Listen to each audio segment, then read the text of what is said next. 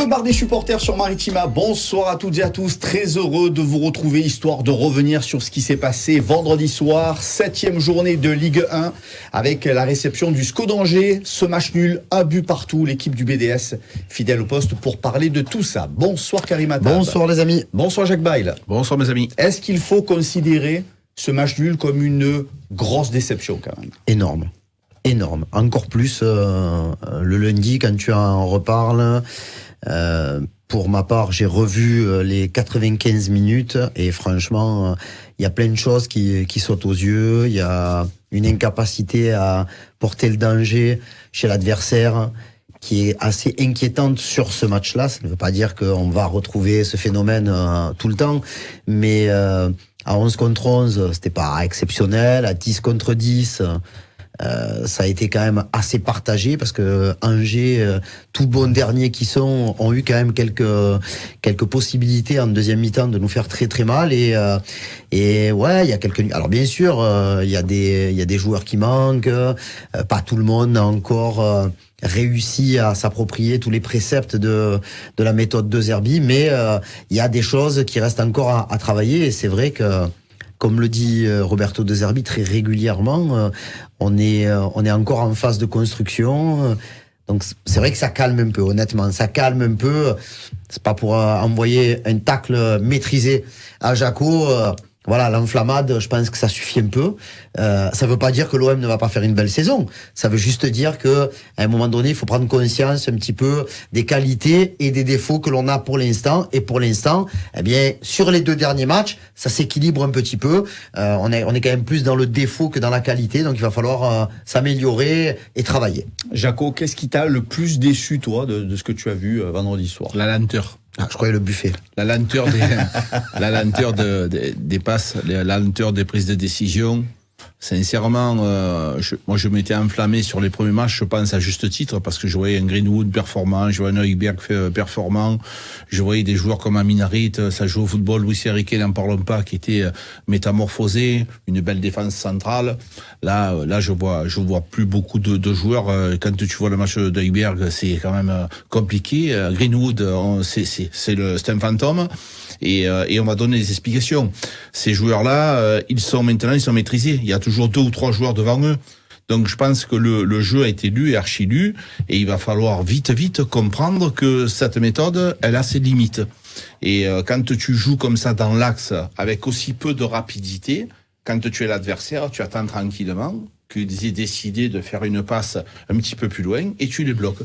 C'est un peu ce qui s'est passé tout au long du match. Après, je suis d'accord avec toi sur le fait qu'il y a une lecture du jeu qui se fasse un peu mieux de la part de l'adversaire, avec plusieurs joueurs qui viennent bloquer les joueurs déclencheurs de l'OM.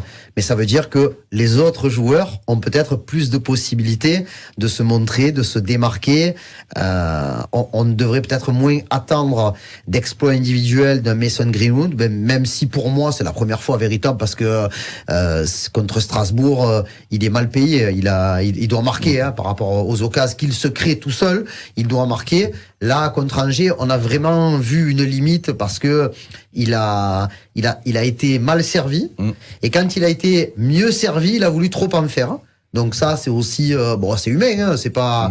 Mais d'un autre côté, quand tu as une fermeture à 2 sur Greenwood, quand tu as un pressing qui est orchestré autour de la base de relance de l'OM, qui est Højbjerg ou Kondogbia, mais plus souvent Højbjerg, logiquement, tu as des décalages à faire un petit peu plus rapidement pour que les ballons transitent dans des zones où il n'y a pas autant d'adversaires. Et tu le fais pas assez rapidement. Donc évidemment, chaque fois tu es pris à défaut. Et régulièrement, j'ai vu l'Olympique de Marseille emprunter. On a vu des contre-attaques qui ont été avortées. Je me rappelle Karim entendre Karim, non. C'est-à-dire que tu fais une contre-attaque et puis tu avortes, tu recommences, tu reviens derrière pour essayer de reconstruire. Au bout de tes intentions. C'est pas possible de faire des choses pareilles. Je veux bien que tu aies des trajets préférentiels, je veux bien que tu aies un système. C'est ce qui nous plaisait au départ, mais pas avec cette lenteur. Mais Marco, c'est pas possible. Ça ne va pas être possible. Quand tu as neutralisé Højbjerg, qui est la rampe de lancement, et que tu maîtrises tes deux latéraux offensifs que sont Greenwood et Luis Enrique, il y a absolument plus rien. Donc c'est difficile, c'est compliqué. Quel mot tu mettrais sur le carton rouge reçu par Neil Maupay après l'expulsion angevine. Le premier truc, moi, qui me vient, c'est stupide. Et après, c'est vrai qu'après avoir revu, alors bon, on était au stade, on voyait que ça chauffait déjà entre Maupay, pas mal de joueurs angevins avant son premier carton jaune. Jaco qui disait, il sort du match, il est en train de sortir du match. Non, mais c'est clair. Et de toute façon, quand il a eu son premier carton jaune, moi je dis attention parce que les contacts avec les défenseurs angevins, ils sont quand même assez agressifs et sur un truc même involontaire, tu peux avoir un pied qui traîne, un truc comme ça, et prendre un deuxième carton jaune. Après, encore une fois, voilà, on va pas pleurer sur l'arbitrage, mais il sort ses cartons très très vite. Et c'est vrai que un certain JB, ici présent, a pu noter que le cas de Nice PSG d'hier soir, avec Dante qui fait une erreur qui vaut un carton jaune-orangé, au final, il a rien. Et Marquinhos et Hakimi, ils prennent un jaune. Parce qu'ils marronnent, parce que là, s'est fait démonter la jambe, et l'arbitre, qui, encore une fois, comme la majorité des arbitres, prend un ton un peu supérieur. Vous gesticulez pas devant moi et compagnie. Et donc là, l'arbitre, monsieur Lissorg, pour ne pas le citer, l'arbitre de OM Angers, je pense que il s'est vraiment précipité sur le deuxième, en sortant le rouge, alors que le mec d'Angers n'était pas encore à terre tellement. Et sur le premier, c'est quand même un peu sévère. Mais Maupay doit beaucoup mieux gérer ce moment-là. Et l'arbitre est pas obligé de s'envoyer comme un fou très très vite, comme si on lui avait enlevé son assiette alors qu'il avait encore faim. C'est une séquence qui t'a gonflé. Oui, ça m'a saoulé. Ça m'a saoulé parce que quand tu es joueur de football professionnel, il faut avoir du physique, du mental, de la technique. Le mental, c'est aussi ça, c'est avoir un peu de malice. On dit, on a besoin de joueurs intelligents dans le jeu, dans la réflexion. Si tu fais comme ça, alors je comprends bien que le match c'est un événement, qu'il avait envie de briller. Jusque-là, je peux le comprendre, mais pas autant d'arrogance. Il a été arrogant avec les adversaires, il a été arrogant avec l'arbitre. Appelle-le par son prénom. Monsieur l'arbitre, monsieur Lassorgue, je suis désolé, il y a pas faute. Monsieur Lassorgue, il va te dire c'est pas mon nom. Non, mais bon, on s'en fout, c'est pas grave.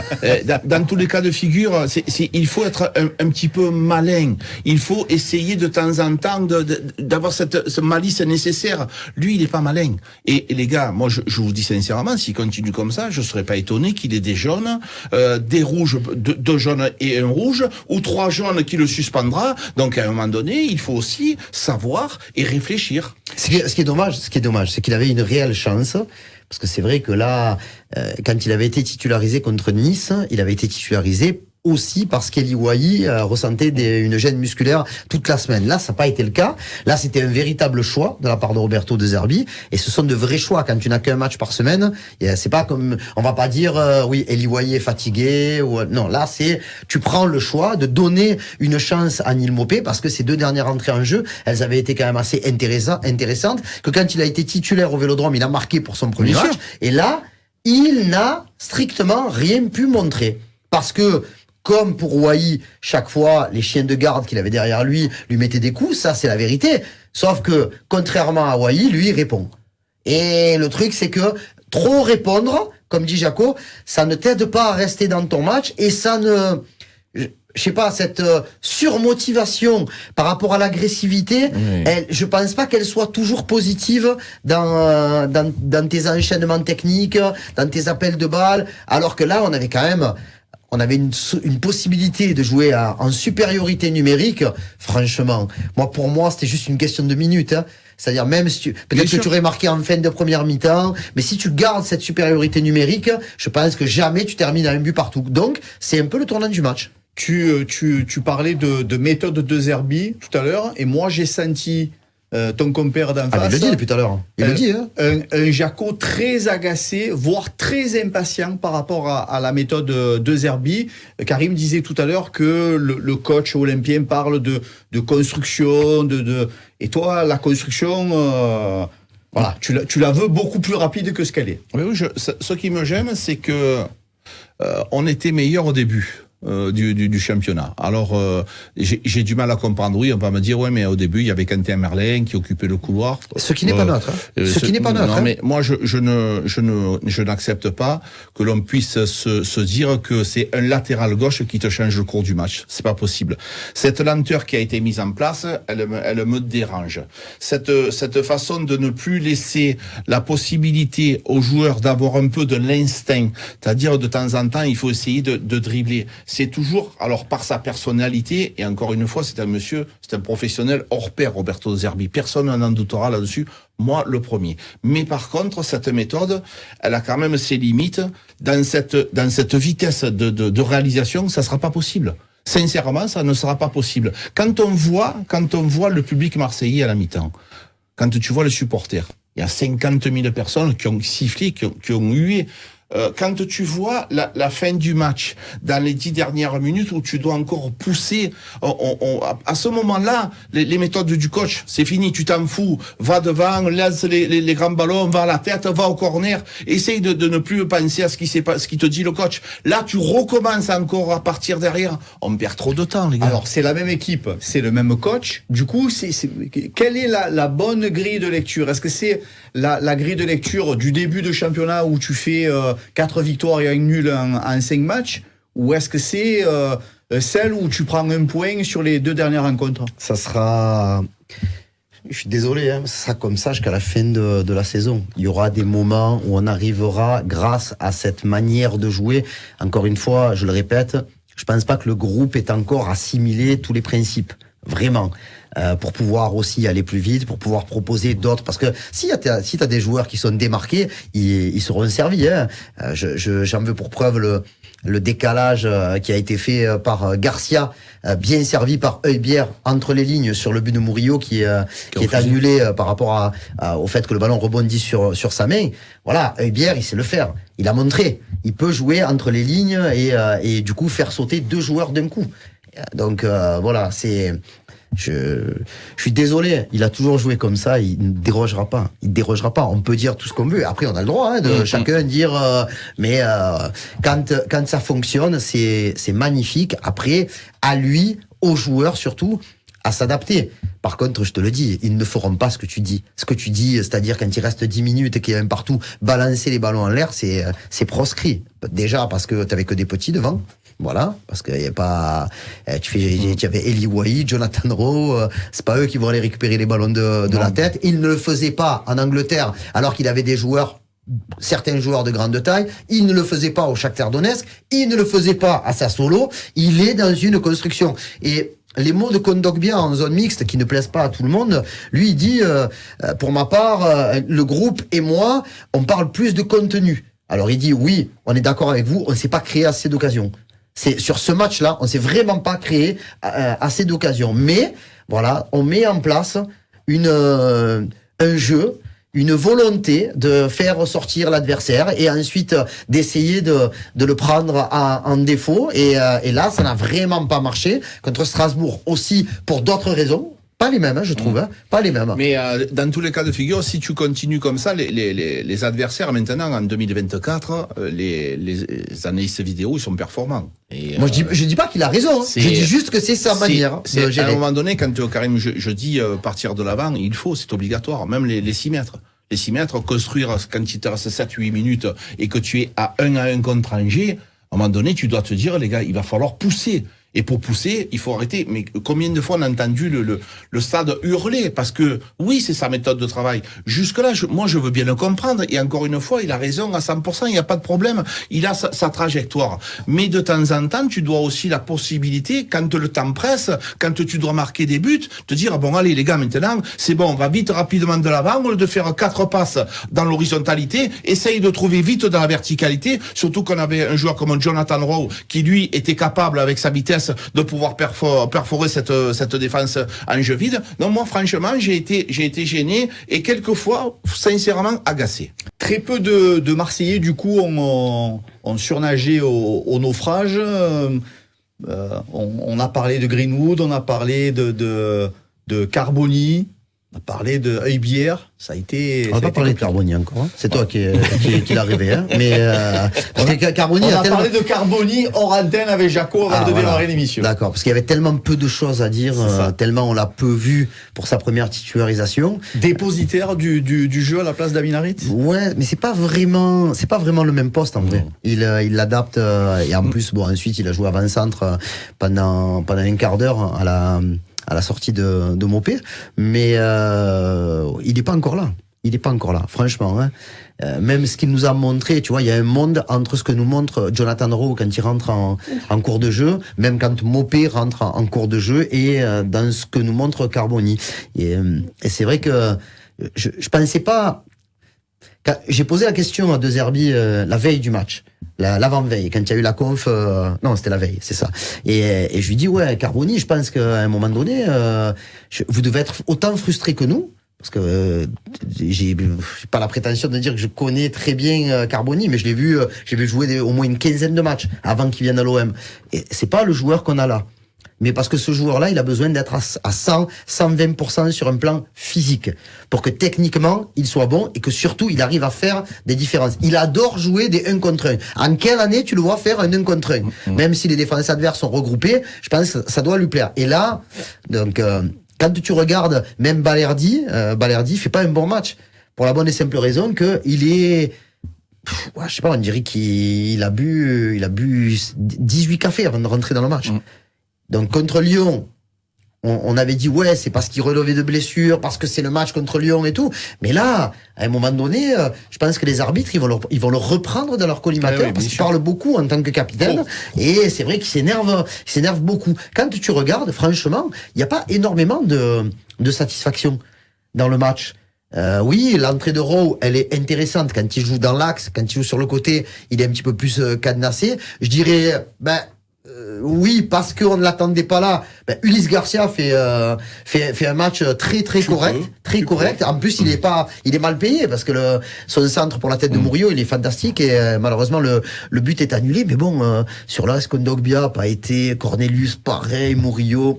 Voilà, Rouli peut mieux faire sur le but, je pense. Le mur peut mieux sauter aussi sur le coup franc de El Melali. Tu vois, Greenwood, on en a parlé. Même l'entrée de Wai, elle est pas super convaincante. Donc, il y a quasiment, mis à part Garcia, mais on sait que normalement, le prochain match, on aura Merlin. Il y aura pas photo. Entre ce que peut apporter Merlin et Garcia. Je pense que personne a marqué des points véritablement. Non. Personne. Oui, Rowe nous a montré qu'il méritait peut-être de démarrer un match. Jaco, c'est de quoi dont on a manqué ? De caractère, de concentration, de dynamisme. Je me rappelle dans le débrief d'Enzo à la fin du match, je crois que c'est Bernard qui était intervenu en disant il n'y avait pas d'agressivité, il n'y avait pas de sang, il n'y avait rien. Alors, de l'agressivité, il y en avait débordante. Je pense que cette agressivité, elle n'est pas bonne. Quand Karim nous parle de Balerdi, je l'ai vu agressif, mais vraiment agressif dans la mauvaise agressivité. C'est un garçon que j'adore comme joueur, j'ai toujours défendu, mais quand il refait encore ces travers-là, défendre avec les bras, crier, hurler, venir voir l'arbitre, ça c'est qu'il est complètement à côté. Et donc, quand tu as autant de joueurs à côté, je pense que les joueurs se sont agacés parce qu'ils n'arrivaient pas à construire quoi que ce soit. Il y a rien qui s'est passé. Nous, on l'a vu. Les joueurs le voient. Ils se sont angoissés et ennuyés de pas pouvoir construire quelque chose. Quand tu es joueur de football, tu as envie de peu faire des talonnades, un peu des râteaux. Il y a rien qui s'est passé. Il y a eu très peu de joie. Et donc, je pense que ce match-là, le coach doit en prendre conscience parce que il y a eu vraiment très peu de choses qui se sont passées. Et pour terminer sur le cas de Léo Balerdi, qui est vraiment un très très bon joueur, en devenir encore. Après, c'est plus un petit espoir, hein, il a 25 ans maintenant. Hein. Là, il est parti en sélection. Je sais pas, honnêtement. Pourtant, je sais que c'est un des leaders de vestiaire. Je suis pas persuadé que lui donner le brassard, ce soit une aussi bonne chose que ça. Pas parce qu'il ne mérite pas de porter le brassard, parce que cette responsabilité, ça renforce la charge émotionnelle. Cette responsabilité lui confère un rôle, Karim, je trouve un peu trop. Stress pas nécessaire. Tu viens de dire exactement. C'est exactement. Moi, tu as 100% raison. Parce que quand tu es capitaine, tu es celui qui est capable de calmer de poser. Lui, il a ce sursaut d'agressivité, de grinta, de tout ce que tu veux. Il est déjà très, très, très nerveux. Trop nerveux pour être un capitaine. Donc, je rejoins Karim. C'est exactement ça. Ce serait pas lui faire offense. Ça veut pas dire que c'est pas un super joueur et qui est pas important. Un capitaine, c'est pas parce que quand tu es capitaine, moi j'ai été capitaine toute ma vie, c'est pas pour ça que j'étais le meilleur, hein, je vous rassure. Mais vraiment. Mais quand même, c'est celui qui va parler, qui va poser le jeu, qui va expliquer à ses copains plein de choses. Donc, Balerdi, c'est pas lui rendre service. Donc, je rejoins Karim à 100%. L'OM est 3e au classement quand même, par-delà les résultats, même si Monaco s'échappe un petit peu. On continue à parler de titres éventuels. Mais arrêtons, mais même, à quoi ça sert de parler de titres quand tu y es début octobre? Franchement, je pense qu'on n'apprend pas des leçons du passé. Qu'on dise et qu'on répète que l'objectif du club, c'est de finir dans le top 3. C'est déjà un objectif assez élevé. À partir de ce moment-là, quand tu arrives à 8 journées de la fin et que tu es à la lutte pour finir 2e, pour finir 1er, ou alors un peu en retrait, à un moment donné, oui, rappelez-vous quand même, les amis, il y a 2 saisons, Igor Tudor, 23 points sur 27 possibles. 7 victoires et 2 nuls sur les 9 premiers matchs. Nous, on le fera pas cette année avec De Zerbi, hein. Et pourtant, le jeu de Zerbi, sur les premiers matchs, notamment à l'extérieur, était exceptionnel. Ouais. Enfin, tu mets 5 à Brest, 3 à Toulouse, 3 à Lyon en infériorité numérique pendant 90 minutes. Donc, non, arrêtons. Je pense que les équipes de Paris et de Monaco aujourd'hui, et attention, je dis pas ça parce qu'il y a eu Angers et Strasbourg. Moi, je suis persuadé que l'OM va faire une grosse saison en Ligue 1. Vraiment. Après, je peux pas te dire combien ils vont finir. Mais aujourd'hui, quand tu regardes Monaco, l'architecture de l'équipe, le vécu que le groupe a avec son coach, les jeunes joueurs qui deviennent de moins en moins très très jeunes, quand tu prends, alors il était pas sur la feuille de match, mais Akliouche, quand tu prends Elias Ben Seguir, quand tu prends Balogun, quand tu prends Mbolo, quand tu prends Minamino, quand tu prends Golovin, c'est des mecs qui sont Kerrer, c'est des mecs qui ont l'habitude. Alors oui, le calendrier sera plus lourd pour eux, mais regardez, cette semaine, Paris a joué en Coupe d'Europe, Monaco a joué en Coupe d'Europe, Nice a joué en Coupe d'Europe, Nice PSG ça fait match nul, Monaco est quand même, ils ont gagné à Rennes, mais ils n'ont pas gagné à Angers que je respecte. Tu parles pas de titres, mais en début de saison, quand tu es avec ton président, tu es obligé de parler des objectifs. Les objectifs. Mais personne n'a parlé de titres à l'OM, je parle. Mais voilà, moi je parle pour moi. Les objectifs prioritaires de l'Olympique de Marseille, indispensables, c'est d'être dans les 3 premiers pour pouvoir être en Champions League. Jusque-là, il n'y a pas de problème. Par contre, pour parler tu peux aussi dire à tes joueurs, on va jouer dans les 3 premiers, et pourquoi pas, comme on le dit chaque fois, pas obligatoirement 3e. On peut être 2e et on peut être 1er. Voilà les ambitions de l'Olympique de Marseille. Ouais. Tu peux avoir ça. Mais ça viendra. Tu peux rester sur le Nous, sur le trio, on avait cette méthode de travail. Quand tu commençais dans un club, quand tu prends Ajaccio, tu n'as pas les mêmes ambitions que quand tu prends l'Olympique de Marseille. Les ambitions, elles sont définies par le président. Et voilà ce que tu définis. Je pense que l'Olympique de Marseille, aujourd'hui, a les ambitions d'être dans les 3 premiers. Mais encore une fois, pas comme ça. Non, pas comme ça, parce que là, aujourd'hui, quand tu regardes, je sais pas, Reims a le même nombre de points que toi. Eh oui. Ça veut dire que Reims fait un super début de saison. Ça veut dire que toi, tu fais franchement, c'était un excellent début de saison jusqu'à Lyon. Alors, bien sûr, après, tu tempères un peu avec la défaite à Strasbourg. Hein. Lens n'a pas perdu à Strasbourg. Ils ont fait 2-2. Hein. Ils ont réussi à marquer. T'as pas marqué. Donc là, depuis 2 matchs, t'as marqué un but en 2 matchs. T'as perdu 5 points sur 6. C'est pas, je veux dire, il faut pas s'arrêter à ça. Il faut juste se remettre un peu la tête à l'endroit. Alors là, c'est pas le meilleur moment parce qu'il y a la trêve internationale. Mais quand tous les internationaux vont rentrer, on l'espère, sans trop de casse, tu vas préparer Montpellier. Et ensuite, tu vas avoir la grosse pression qui va arriver contre le PSG. Mais le big match. Après, voilà, quand les gens te disent Paris, ça va être une boucherie, si tu joues comme ça, mais tu vas pas jouer comme ça contre Paris, c'est sûr. Allez, pour l'instant, donc c'est la trêve, autant pour la Ligue 1 que pour la Ligue 2. On parlera effectivement de ce match du FCM demain, notamment avec notre invité, puisque pendant la trêve, nous aurons l'occasion d'inviter des guests. Et parmi les guests qui sont invités, on a Monsieur Roland Courbis qui connaît visiblement pas trop mal le Jaco. Ben, je sais pas si c'est lui qui le connaît ou si c'est lui qui le connaît, mais ils se connaissent. Ouais, non, franchement, c'est un vrai plaisir de pouvoir recevoir Roland Courbis dans nos locaux, dans nos studios ici. Alors, il vient pour une actualité personnelle très riche en termes de cinéma avec l'avant-première de 4-0 de Fabien Onteniente. Exactement. Mais il va nous faire le plaisir de venir discuter, et pas qu'un peu. Et en plus, comme on sait qu'il est muet, tout va bien. On va se régaler. Et que nous aussi.